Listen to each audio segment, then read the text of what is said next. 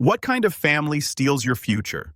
I'm Alex, 21, drowning in college debt and exhaustion, sitting at my grandmother Margaret's 75th birthday dinner, surrounded by laughter and lies. The dining room glows with candlelight, the air thick with the savory aroma of roast beef and the sweet tang of apple pie cooling nearby. Outside, autumn paints the leaves red and gold, but inside, my family plays their parts in a perfect Thanksgiving movie scene. Uncle James booming stories, Aunt Kathy hunting gossip, my cousins laughing carelessly. My parents, Robert and Elizabeth, wear smiles that hide a darker truth. I'm the ghost at this feast, clinging to the warmth of Grandma's affection, the one person who sees me. My life is a grind, classes 2 jobs, a cheap apartment, but for her, I'd move mountains. As she catches my eye with a smile that feels like home, I let myself believe we're normal happy. Then her voice, clear and strong, slices through the chatter. Alex, dear, is the $500 I send you every month enough? The room freezes. My fork, heavy with mashed potatoes, hovers midair. $1,500. That's more than I scraped together in 2 months of backbreaking work. A laugh escapes me, sharp and confused. What money? Grandma's silence crashes in heavy, suffocating. Every eye turns to my parents, their faces pale as death. My mother's smile cracks like brittle porcelain. My father stares at his plate like it holds the universe's secrets. Grandma's warmth vanishes, replaced by cold clarity. Elizabeth, Robert, explain. That single word ignites a firestorm, and I'm about to learn just how deep their betrayal runs. Let me know where you're watching from in the comments below. The air in Grandma Margaret's dining room feels like it's holding its breath. The clink of silverware, the chatter, the laughter, it's all gone, replaced by a void that presses against my chest. My cousin's carefree grins fade. Uncle James's booming voice stalls mid-sentence. Aunt Kathy's eyes gleam, sensing blood in the water. My brother Ryan, the golden child, sits rigid, a muscle twitching in his cheek. I'm still processing Grandma's words, $1,500 every month. Money I've never seen, money that could have changed my life. My mind races, rent paid on time, textbooks, bought without panic, maybe even a phone without a cracked screen. Instead, I'm killing myself at a library job and a greasy diner barely staying afloat. My parents' faces tell me everything I need to know. They're guilty. My mother's smile is grotesque now, a mask stretched too tight. My father's ashen, avoiding my gaze. Grandma's voice cuts again, low and dangerous. Explain. No one moves. I want to scream to demand answers, but my throat's tight, my heart pounding like it's trying to escape. I look at Ryan expecting shame, but his eyes flicker with annoyance like I'm the problem. The perfect family portrait we were pretending to be shatters, and I'm left staring at the jagged pieces. I think back to the promise Grandma made 3 years ago when I clutched my university acceptance letter, proud as a valedictorian with a scholarship. My parents barely noticed, too busy fawning over Ryan's latest scheme, a podcast about craft beer. But Grandma pulled me into her kitchen, her eyes shining with pride. Alexander, this is wonderful, she said, her hands on my shoulders. You have a fire in you. Don't let anyone dim it. I'll send you an allowance every month, more than enough for college. My investment in you. I cried, then relief flooding me. Her promise was my anchor, proof someone believed in me. But the money never came. Week after week, I waited, too ashamed to ask, assuming she forgot or I wasn't worthy. I took on jobs, pushed through exhaustion, told myself I could handle it. Now, staring at my parents' guilty faces, I realize it wasn't her promise that broke, it was them. They stole it, funneled it to Ryan, the son they've always favored. The silence stretches unbearable. My mother finally speaks, her voice unnaturally bright. Margaret, it's not what you think.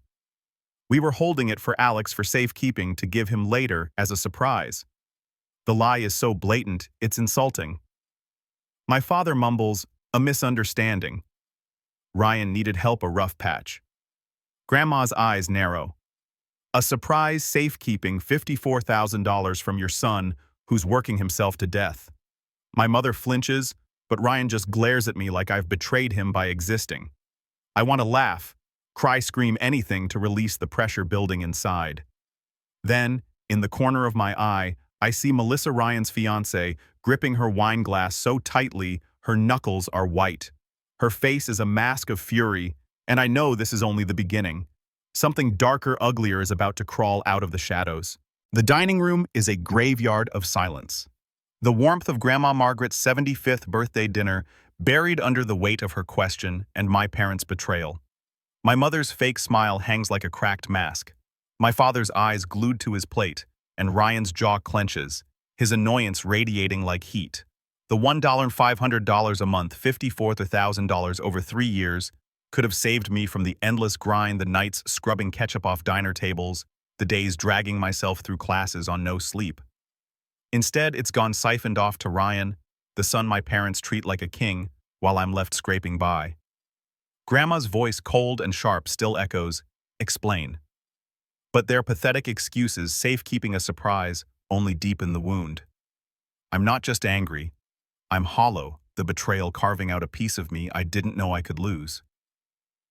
My mind spirals back to the life I've been living, the one they've ignored while funneling my future to Ryan. A typical Tuesday starts at 6 a.m. in my freezing, cramped apartment. I stumble to my library job shelving books for 2 hours, the quiet hum, a brief escape from my chaos. Classes run until 3 p.m. Then I'm at the diner downtown, waiting tables until 11, dodging rude customers and mopping up spills. One night sticks with me. A group left a mess soda pooling on the floor, ketchup smeared like a crime scene. My manager S just grunted and pointed. On my knees, scrubbing my phone, buzzed. Ryan's Instagram, him and Melissa clinking cocktails on a rooftop, city lights sparkling, captioned, "Living the good life." I had $23 in tips that night, my hands raw, my back screaming. That was my good life. Ryan's a downtown apartment, my parents pay for a car. They bought cash slipped to him like it's nothing. They call it investing in his future. My struggle is building character. The unfairness is a constant ache, a bitter pulse I carry everywhere. The real poison started with Grandma's promise. At 18, clutching my acceptance letter, I thought my parents would be proud. They offered a quick good job before turning to Ryan's podcast dreams. Grandma saw me, though. In her kitchen, she read my letter, her eyes warm with belief. "You're brilliant, Alexander," she said. "Focus on your studies. I'll take care of the money." Her hug felt like salvation, her promise a lifeline. But months passed, no checks came, and shame kept me quiet. Did she forget? Was I not enough? I got the library job then, the diner when that wasn't enough. 6 months into my freshman year, I was failing a class, sick, constantly on the edge of dropping out. Desperate, I asked my mother about the money. She was arranging lilies, humming when I cleared my throat. "Mom, did Grandma mention anything about helping with college expenses?" Her smile tightened, her laugh, sharp. "Alexander, you're 21 asking for handouts. Ryan's independent, making a life. Be self-reliant. It builds character." I stammered about Ryan's funded lifestyle, but she snapped, "Don't be selfish. We have expenses. Family helps family." Her words were darts, making me feel small, ungrateful. I never asked again, letting the betrayal harden into a knot in my gut. Now back in the dining room, that knot is unraveling. My cousin Tyler's words echo from our late-night calls. "Dude, you're eating ramen while Prince Ryan gets gold." He saw the unfairness, the only one who did. My parents' lie about safekeeping hangs in the air, flimsy and insulting. My father mumbles Ryan had a rough patch, temporary. My mother nods, her voice brittle. "It's sordid now." Sordid. They stole my future and call it sordid. Grandma's eyes are steel, her voice flat. "A surprise, you say, $54,000. I look at Ryan expecting remorse, but his glare is pure annoyance, like I'm ruining his night. Then Melissa stands her chair, scraping loudly. Her face is pale, her voice tight.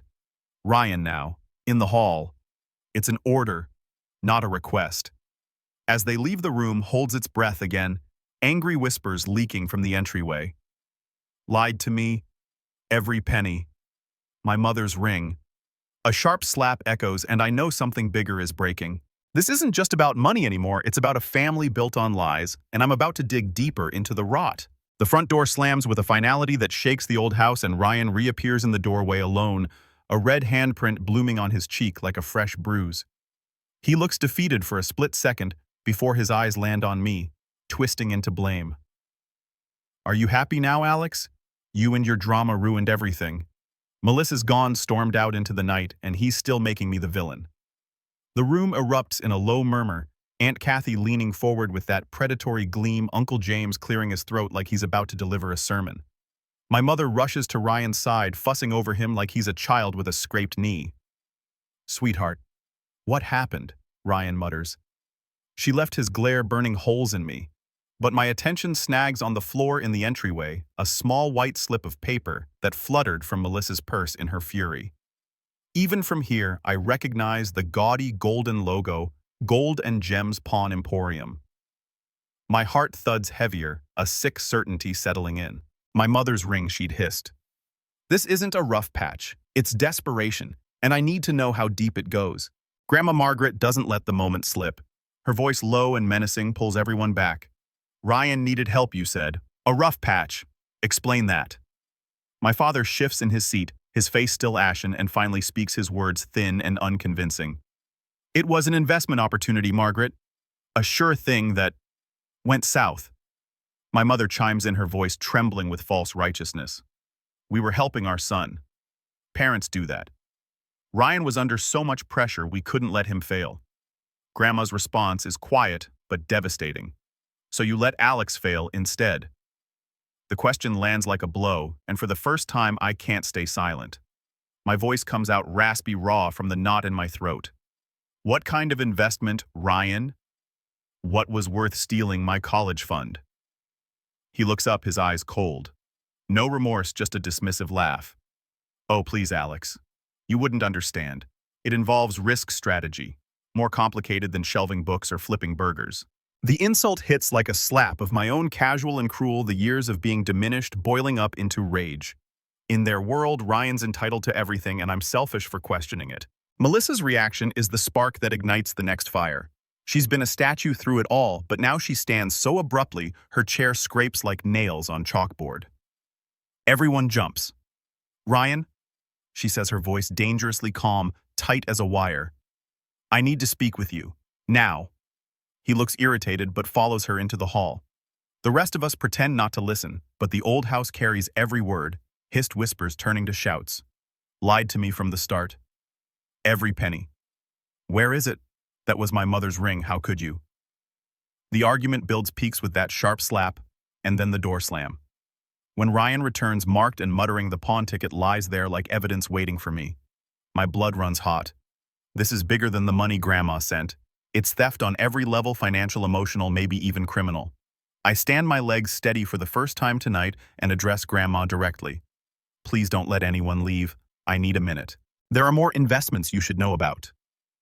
The shocked faces blur as I walk into the hall, bending to pick up the ticket.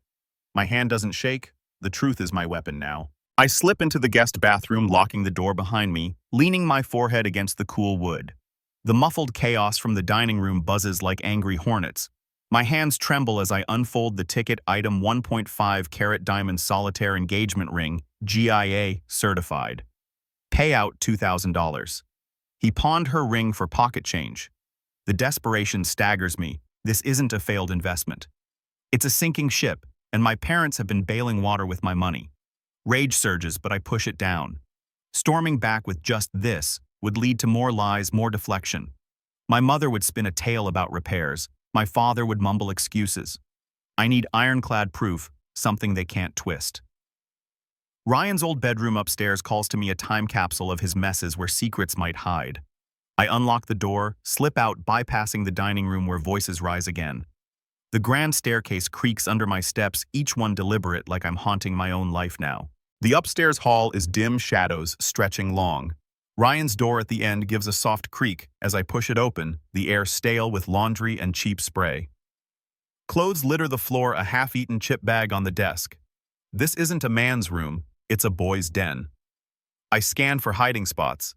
Desk drawers yield junk mail and old textbooks. Nothing damning. Under the bed, dust bunnies and a lost remote. Frustration builds. Am I chasing ghosts? Footsteps in the hall freeze me. I dive under the bed, heart hammering, breath held. Shadows pause at the door, then move on. Probably a cousin. I exhale, trembling, and spot the closet. The walk-in is cluttered, but on the top shelf a dusty Nike shoebox stands out, forgotten in the chaos. I drag the chair over scraping wood climb unsteadily and pull it down in a puff of dust that makes me sneeze. On the bed, I lift the lid. No shoes, just papers bound by a brittle rubber band that snaps in my hand. The top pages are bad overdue credit cards, final notices all in Ryan's name. But deeper, the real horror, a sheaf of letters from West Shore Capital Solutions, bold threats of legal action, wage garnishment. Sinister stuff.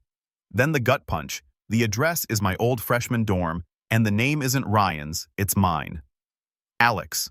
A $25,000 loan in my name, my birth date, my social security number stolen from tax files, no doubt. Default's interest ballooning to over $40,000.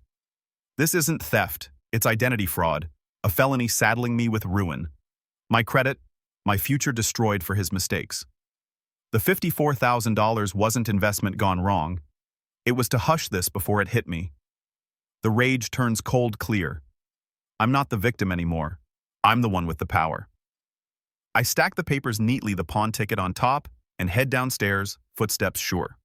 This ends tonight. I can't breathe. The air punched out of my lungs as I stare at the letters in my lap. The dusty shoebox spilling its secrets onto Ryan's unmade bed. The words blur for a moment. West Shore Capital Solutions final notice, immediate payment required before sharpening into a nightmare I can't wake from. $25,000, originally now bloated to over $40,000 with interest and fees that compound like cancer. My name, my date of birth, my social security number, all there in black and white, forged into a chain that's been dragging me down without me even knowing. How did he get this? My mind flashes to childhood tax season when our parents left files out on the kitchen table. Ryan always lurking, pretending to help, but really just nosy. I remember one evening him flipping through papers while Mom cooked, his eyes scanning too intently. I thought nothing of it then, just brother stuff. Now it clicks, he stole my identity like it was pocket change, a felony dressed up as family loyalty. This isn't a mistake, it's calculated cold, the ultimate betrayal from the brother who's always seen me as competition, not kin. My hands shake as I sift deeper into the stack, uncovering more horrors.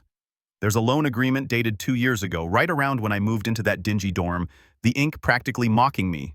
Default notices pile up, each one adding penalties that scream negligence, his negligence dumped on me. One letter threatens legal action, wage garnishment, even asset seizure if unpaid. I imagine the fallout, my credit-wrecked job offers, vanishing, a mortgage forever out of reach. I'd be starting life with a millstone around my neck while Ryan partied on Grandma's dime. The $54,000 she sent wasn't for some vague investment. It was to plug this hole before the collectors came knocking at my door. My parents knew, had to know. Their rough patch excuses, the desperation in their eyes, tonight it all fits. They chose him over me again and again, enabling this crime to protect their golden boy. The rage isn't hot anymore. It's an inferno turned to ice, sharpening my focus. I'm not crumbling, I'm arming myself. But doubt creeps in for a second. What if there's more? I glance around the room again, my pulse still racing from that near miss with the footsteps earlier. The closet yielded the box, but maybe he hid backups. I rifle through the desk again, finding a crumpled envelope tucked under a stack of old college notes. Inside, a bank statement, not mine, but linked to the loan, showing transfers that match Grandma's monthly amounts trickling in and then out to West Shore. It's piecemeal payments, just enough to keep the wolves at bay, but not enough to clear it. Another new piece, a handwritten note in Ryan's scrawl scribbled on the back of a receipt. Mom, need more this month, collectors calling. Dated last year, around the time I was scraping for rent. Proof they were all in on it, a conspiracy to bury me under his mess. I add it to the pile, my breathing steadying. This isn't just theft, it's a systematic dismantling of my future brick by brick. I think of the nights I went hungry, the classes I nearly failed, all while they patted themselves on the back for building my character. The hypocrisy fuels me, turning pain into purpose. I arrange the damning stack carefully, the pawn ticket on top, then the loan agreement, the notices, the statement, the note, like exhibits in a trial. No longer the scared kid shrinking in the shadows, I'm the one building the case. The room feels smaller now, the stale air oppressive, but I'm done hiding here. I slip the papers under my shirt against my skin and ease the door open. The hallway is quiet, the chaos downstairs a distant hum. My footsteps on the creaky floor are deliberate, each one a step away from victimhood. I bypass the dining room where raised voices leak out Uncle James pontificating, Aunt Kathy probing for dirt. They can wait. I head straight for Grandma's study, the sanctuary where she retreats for solitude. The door is closed, but I know she's there processing the mess we've uncovered so far. This evidence will shatter any remaining illusions. My knock is firm twice, echoing my resolve. Whatever happens next, it's justice, not revenge. The door opens a crack, her tired eyes meeting mine, and I know this is the turning point. Grandma Margaret ushers me in without a word, closing the door behind us. The study is a haven of calm amid the storm bookshelves lined with leather-bound volumes, the mahogany desk gleaming under the green banker's lamp, a half-empty teacup cooling on a coaster. She looks older in this light, the formidable woman from dinner now weary, her shoulders slumped as she returns to her green leather chair, staring out at the darkened garden. The weight of family secrets has etched new lines on her face. I don't speak at first, just walk to the desk and lay out the evidence piece by piece, the papers fanning like a hand of cards in a high-stakes game. The pawn ticket first, its clinical type detailing the ring's sale for a pitiful $2,000. Then the stack from West Shore, the top letter with its red final notice screaming urgency. She leans forward, her brow furrowing, picking up the loan document. Her hands, usually so steady, tremble slightly as she reads. Confusion flickers, then disbelief curdling into horror as she sees my name tied to the debt. Alex, she whispers, her voice a fragile thread. What is this? It's the rough patch, Grandma. I say, my tone flat, emotion drained into cold fact. A loan he took out 2 years ago using my identity, my name, my everything. The money you sent it was to cover this, to pay off the collectors before they ruined me. She flips through the pages faster, the defaults, the threats, the escalating totals. Her face hardens, the sadness evaporating into fury, a queen discovering treason. He stole your identity. She states not a question but a verdict. I nod, the knot in my throat too tight for more. She rises, spine straight, the tiredness gone, replaced by tidal wave resolve. They will not get away with this. This ends tonight. Her hand on my shoulder is solidarity, an alliance forged in betrayal. Are you ready, Alexander? I am, my voice stronger than ever. We step out together side by side, no longer alone in this fight. The dining room awaits, and with it the reckoning. The study door clicks shut behind us as Grandma Margaret and I step into the hallway, her hand still on my shoulder like an anchor in the storm we've unleashed. The evidence, the pawn ticket, the loan letters, the handwritten note feels heavy against my chest, tucked safely under my shirt. Her presence beside me shifts everything. For years I've fought alone, invisible in my own home, but now we're allies marching toward the dining room where the family's false peace has already cracked. The air up here is cooler, quieter, but downstairs muffled voices rise like smoke from a fire we started. Uncle James's pompous tone carries lecturing someone about responsibility, while Aunt Kathy's sharp questions probe for more dirt. My heart pounds, not with fear anymore, but with a steady resolve. This isn't about revenge, it's about exposing the rot so I can finally breathe clean air. Grandma's steps are firm, her posture regale again. The weary woman from the study transformed back into the matriarch who built this family from nothing. She glances at me, her eyes fierce with protectiveness, and I nod. I'm ready. We re-enter the dining room and the chaotic buzz cuts off like a switch flipped. Heads turn, eyes wide, my parents frozen mid-argument. Ryan slouched with his cheek still red from Melissa's slap. Cousins shifting uncomfortably. Uncle James trails off, his superior smirk, fading as he senses the shift in power. Aunt Kathy leans back, her gossip-hungry expression turning wary. The table is a mess now, plates pushed aside, wine glasses half empty, the once savory smells soured by tension. Grandma doesn't sit. She stands at the head, commanding the space like a judge in her courtroom. Ryan? She begins, her voice deceptively calm, laced with steel. Earlier you dismissed your brother, saying he doesn't understand risk. Enlighten us. Explain this. She takes the top letter from my hand, the one with the bold red warning, and holds it up, the paper catching the chandelier light. A notice from West Shore Capital Solutions. They claim Alex owes over $40,000. Clarify. Ryan's face drains of color, his eyes darting to our mother like a kid caught stealing. He stammers, I don't know what that's about. Grandma's gaze sharpens and she holds up the pawn ticket next. And this a 1.5 carat diamond ring, Melissa's, I presume. Your risks now include stealing from your fiancé. The room gasps collectively. My cousins exchanging shocked glances. Tyler's eyes meeting mine with a nod of grim understanding. My mother shoots to her feet, hands slamming the table. Margaret, enough. This is private family business. You can't air it like this. Grandma's laugh is bitter short. Private. Your son commits identity fraud against his brother, and you call it family business. You lied to me for years stealing money, meant for Alex the child working himself ragged while protecting a thief. She points at my parents, her finger trembling with controlled rage. This stopped being private the moment you chose crime over your innocent son. My father buries his face in his hands, a choked sound escaping him. The word criminal hangs in the air, echoing like a verdict. I stand beside her, the evidence now spread on the table for all to see. The loan agreement with my forged details, the escalating debts, the note begging for more money. Whispers ripple Aunt Kathy murmuring to Uncle James, my cousins staring at Ryan like he's a stranger. He shifts mumbling denials, but Grandma cuts him off. Robert, Elizabeth, as of now you're cut off. Every cent you stole from Alex, $54,000, will be repaid with interest from your savings, your retirement. I'll oversee it tomorrow. The words land like hammer blows, my mother's mouth opening and closing in silent protest, my father's sobs quiet but wrenching. She pauses, letting it sink in, then delivers the final strike. And tomorrow, I'll call my lawyer Liam. The will, the trusts, the house, the stocks, everything Henry and I built will be restructured. My legacy goes to someone with integrity, worthy of trust.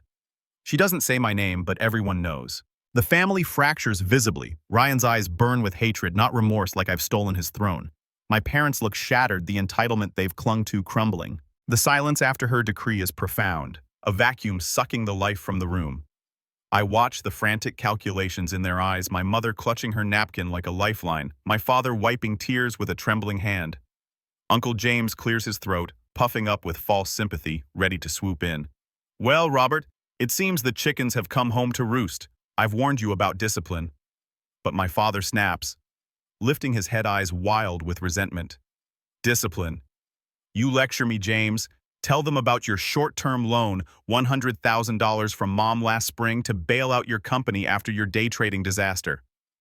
Uncle James pales, his smugness shattering. Aunt Kathy shrieks, $100,000, you said it was a bank credit. The room erupts, anew, accusations flying, Kathy sobbing at her husband Tyler standing and walking out in disgust. In the maelstrom, Grandpa Henry's voice rises quiet but firm. Enough! He pushes to his feet, cane in hand, his old eyes scanning the carnage. He looks at me, regret deep in his gaze. This is my fault. Grandma protests, but he insists. Years ago, when Margaret planned to send you the money, Alex, I suggested routing it through your parents' account. Simpler, avoids taxes. I thought they'd do right. A shaky breath. I saw you struggling late nights but said nothing. I failed you. His confession hangs a tragic thread in the web. The fight drains, leaving hollow quiet. I stand, legs steady, facing my family, not with fury but finality. I don't want apologies. You're not sorry for what you did, only for getting caught. My voice is calm, clear. I'm walking out tonight. I need space. Don't contact me. If I'm ready, I'll reach out. I hug Grandpa, his frail frame trembling, then Grandma whispering thanks. The front door beckons, cool night air waiting like freedom. The dining room hangs in stunned silence after Grandpa Henry's command, his frail frame commanding respect as he leans on his cane, his eyes weary but piercing as they sweep over the wreckage we've become. The air is thick with the remnants of accusations, the roast beef cold and forgotten, the apple pie's cinnamon scent now cloying in the tension. My parents sit defeated, Mom's hands twisted in her lap, Dad's shoulders slumped like the weight of his secrets has finally broken him. Ryan glares at the table, his red cheek a badge of his own making, while Aunt Kathy dabs at her eyes, her marriage counseling fodder exposed. Tyler's empty chair speaks volumes. He's out there somewhere, probably pacing the garden, disillusioned with the lot of us. Uncle James fidgets his tie suddenly too tight, his attempt to play the wise elder, backfiring spectacularly. Grandpa's voice, raspy with age, fills the void again. All of you stop it now. The screaming subsides, replaced by sniffles and heavy breaths, everyone waiting for the man who's always been the quiet backbone to speak his piece. He turns his gaze on me fully, and I see the depth of his regret, like a man revisiting old ghosts. This is my fault, he says, his words slow, laced with emotion that cracks his stoic facade. Grandma Margaret moves to his side, her hand on his arm. Henry, no. Don't be ridiculous. This is their greed, their weakness, not yours. But he shakes his head, gripping the cane tighter, his knuckles white. It starts with me. All those years ago when you first told me your plan to help Alex with college, Margaret, I was the one who said, send it through Robert and Elizabeth's account. Simpler avoids the tax hassles. They're his parents, they'll make sure he gets it. He pauses, a shaky breath escaping his eyes misting. I thought I was being practical helpful. Never imagined it'd open the door to this betrayal day after day. I feel a pang. Not anger at him, but sorrow for the small choice that snowballed into my nightmare. He continues looking at my parents now. My advice gave you the means to do this, to steal from your own son while I stayed silent. I saw you, Alex, the late nights, the exhaustion in your eyes, and I thought it was drive like Margaret's. I didn't see you were drowning. For my silence, my part in it, I'm so very sorry, Alexander. I failed you as a grandfather. His confession is a gut punch, the origin of the poison laid bare, a well-intentioned misstep twisted by others' selfishness. The room softens, the fury ebbing into a shared grief, but Uncle James, ever the opportunist, tries to reclaim ground. He straightens, smoothing his tie with feigned composure. Henry, that's noble, but let's not forget where the real blame lies. Robert's lack of discipline with Ryan. My father, cornered and raw, finally erupts, his face twisted in a lifetime of suppressed resentment. Blame. You stand there preaching, James, like you're spotless. Tell them about your genius day trading that nearly bankrupted your company. Crawling to Mom for $100,000, calling it a short-term loan you haven't repaid a dime of. Uncle James freezes color, draining his mask, cracking. That's private, Robert, a family matter. But Aunt Kathy rounds on him, her voice a shriek. Private, you lied to me, said it was a bank line, business booming you claimed. She sobs, pounding the table while their kids stare in shock, the family's self-appointed pillars crumbling. The eruption is total chaos, accusations flying like shrapnel. Kathy hurling insults at James about hidden debts and late-night calls to brokers, James stammering defenses about market volatility and bad luck. My cousins murmur among themselves, one whispering about how Uncle James always bragged about his investments at holidays, now revealed as smoke and mirrors. Tyler slips back in quietly, his face set in quiet contempt, leaning against the wall as if watching a bad play unfold. Even Ryan perks up, a smirk flickering despite his own mess, enjoying the shift off him. Grandma watches it all, her fury simmering anew at the hypocrisy, the greed infecting every branch. A loan I haven't seen repaid, she mutters, her voice cutting through like a scalpel. The room spins with revelations, James admitting the money went to cover margin calls on risky stocks, Kathy revealing she'd suspected but ignored red flags for the sake of appearances. It's nauseating, the perfect facade peeling to show the same rot everywhere, entitlement lies, family as a shield for personal failures. In the midst of it, I stand apart, the eye of the storm feeling the weight lift. These aren't isolated sins, it's a pattern, a legacy of enabling that Grandpa's confession highlights. His words echo in my mind, the practical advice turned weapon. But I don't blame him. His regret is genuine, unlike the others' deflections. The fight peaks, voices overlapping in a cacophony, until Grandpa raises his cane slightly, the thump on the floor silencing them. Enough, he repeats softer, now his energy spent. The air clears a fraction, the family left in tatters, staring at the ruins. My parents avoid my eyes, Ryan's hatred simmering. Uncle James deflated. Grandma squeezes Grandpa's hand, her alliance with me unbroken. This chaos is the death knell of the old order, and in it I see my path forward away from this towards something real. The silence after Grandpa Henry's words is a heavy blanket smothering the last embers of the family's fury, leaving us all staring at the ashes of what we once pretended to be. The dining room feels smaller, the walls closing in with the weight of exposed secrets, Uncle James's hidden bailout. My parents enabling Ryan's crimes, all laid bare under the chandelier's unforgiving light. Grandma Margaret stands beside Grandpa, her hand still on his arm, a united front in the ruins. My cousins shift, uncomfortably avoiding eyes, while Aunt Kathy dabs at mascara-streaked cheeks, her illusions shattered. Ryan's hatred simmers visibly, his fists clenched under the table as if he could punch his way back to entitlement. My parents look smaller, deflated mom's manipulative tears drying into self-pity. Dad's weakness etched deeper in his lined face. Grandpa's confession lingers a poignant reminder that even good intentions can pave the road to this hell, but it doesn't excuse the choices that followed. In this vacuum, I feel the shift inside me, the final thread snapping. I'm done being the footnote in their story. I rise slowly, my chair scraping like a period at the end of a long, painful sentence. The room's attention snaps to me expectant as if waiting for more explosions, but I'm calm, my voice steady, cutting through the hush. I don't want an apology. The words hang simple and final. My mother's eyes widen, her mouth parting in protest, but I continue looking at her, at Dad, at Ryan. An apology would mean you're sorry for what you did to me, to Grandma, to all of us. But you're not. You're only sorry you got caught, that the lies finally collapsed. Mom starts to speak, her voice quivering with that familiar guilt-trip tone. Alex, how can you say that? After everything we've... I cut her off, not harshly but firmly.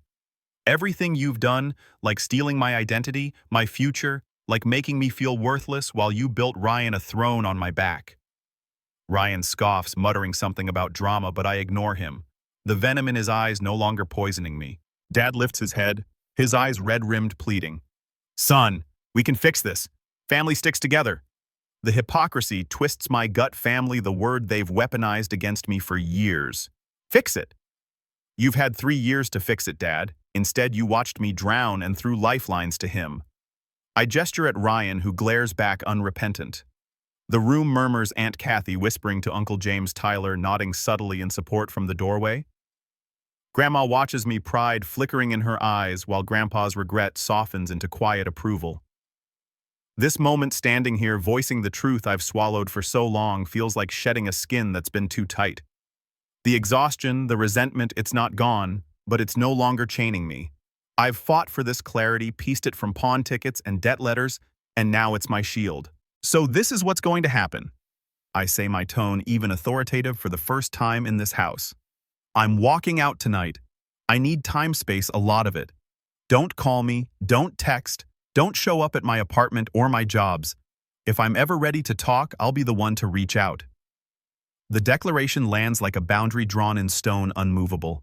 Mom gasps, clutching her chest as if I've struck her. Alex, please, you're tearing us apart. Her words, meant to guilt, only confirm I'm right. They still center themselves, their pain over mine. Ryan leans forward, his voice low and bitter. Go ahead, run away. You've always been the weak one. But his taunt falls flat. I see it now as the lashing out of a cornered child, not the superior brother he pretends to be. Dad just nods weakly, defeated, no fight left. I turn from them, the weight lifting with each step. Grandpa Henry reaches out a trembling hand, and I take it, pulling him into a hug. His frame is frail, but his embrace is warm, genuine. I'm proud of you, boy, he whispers, his voice thick. Go build something better. Tears prick my eyes, but they're not from pain relief, maybe, or the start of healing. Grandma's next, her arms strong around me. Thank you for seeing the truth, I murmur. She nods, her eyes fierce. You're the legacy now, Alexander. With that, I release her, the only anchors worth keeping. The front door looms, and as I walk toward it, the voices behind me fade. Protests, sobs, a final plea from Mom. But I don't look back. The cool night air rushes in as I step outside, crisp and clean, washing away the stifling heat of lies.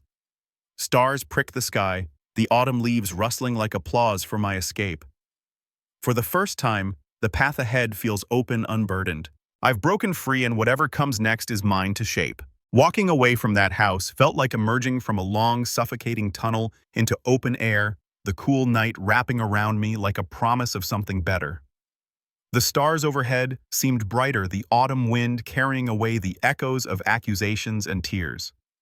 I didn't look back as I got into my beat-up car, the engine rumbling to life with a familiar sputter, and drove into the darkness toward my apartment. That night, sleep came in fits, my mind replaying the revelations, the pawn ticket, the loan letters, Grandpa's regret. But underneath the turmoil was a quiet certainty. I'd survived the fire, and now I could rebuild from the ground up. The year that followed was a deliberate reconstruction, brick by careful brick, turning the ruins into a foundation stronger than before. Grandma Margaret wasted no time. By Monday, a new bank account in my name pinged with a deposit $54,000 plus an extra $10,000 for what her lawyer called punitive damages and emotional distress.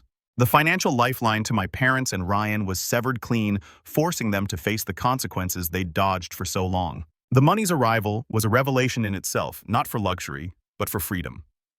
I quit the diner job first handing in my apron to S, with a polite thanks, the greasy weight lifting from my shoulders like shedding chains. No more late nights, mopping spills, or dodging rude tips.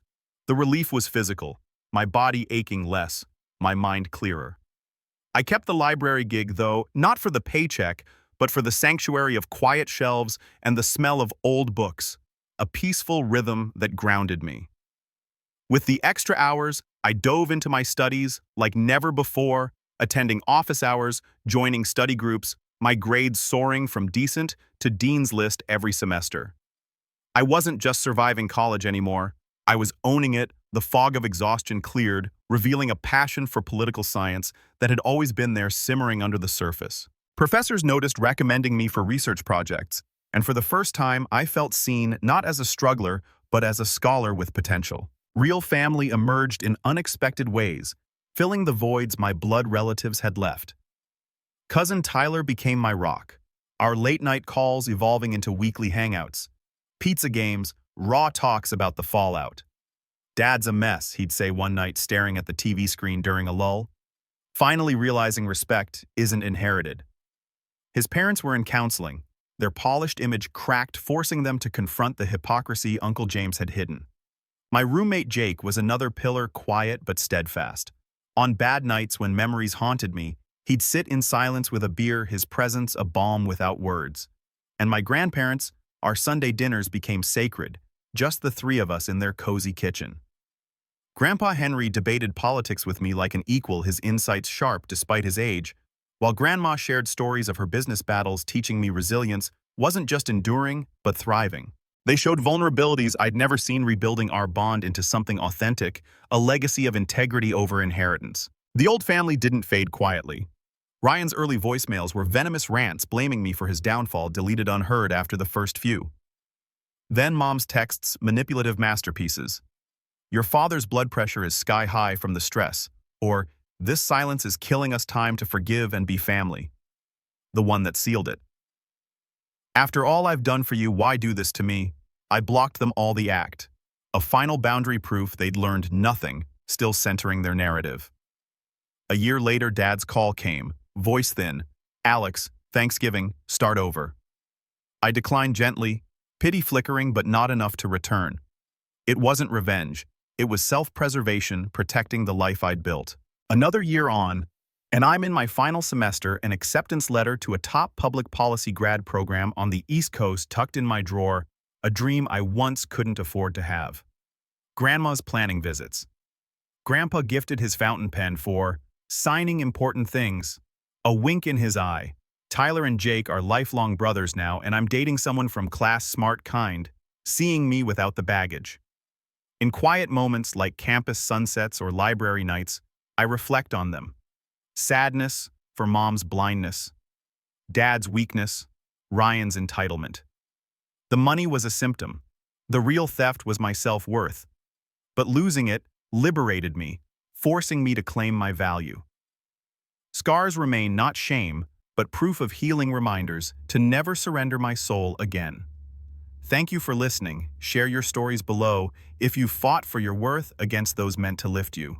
Like and subscribe for more. As the echoes of that fateful dinner fade into memory, I find myself lingering more on the gentle rhythms of my new life, the way sunlight filters through library windows, or how a simple hug from Grandpa carries the weight of unspoken understanding. The sharp edges of betrayal have softened over time, not erased, but worn smooth like river stones, allowing me to carry them without cutting myself. I've learned that healing isn't a straight path, but a winding one filled with small victories, a top grade on a paper, a laugh with Tyler over old family tales retold without bitterness, or Grandma's quiet pride in my grad school plans. The world feels wider now, possibilities unfolding like pages in a book I finally get to write. And in those reflective evenings as the day quiets, I whisper to myself, a truth born from the ashes worth isn't given or taken, it's claimed, nurtured, and fiercely protected. It's the soft glow at the end of the storm, a gentle reminder that I am enough just as I am.